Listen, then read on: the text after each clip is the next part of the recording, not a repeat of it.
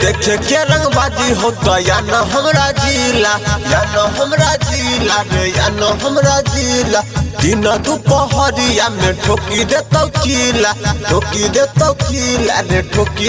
किला रंगदार की होई छो बताई देतो होई सिपल वाला टेटुआ दबाही देतो कौन पटिया में गोलियां सटाही देतो होई सिपल वाला टेटुआ दबाही देतो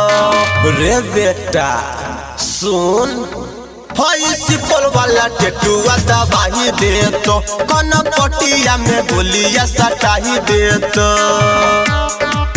कौन पटिया में गोलियां सटाही देतो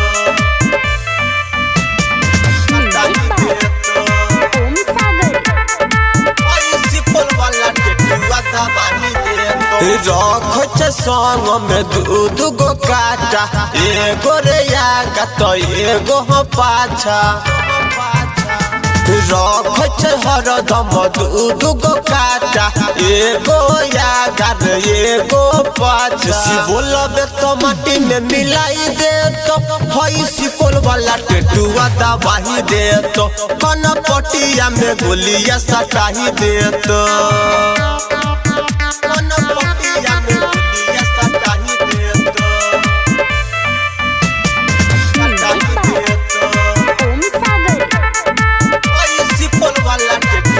फेरे राइटर सरगम चलब छै फाटा किसान तूफान से छैये करनाता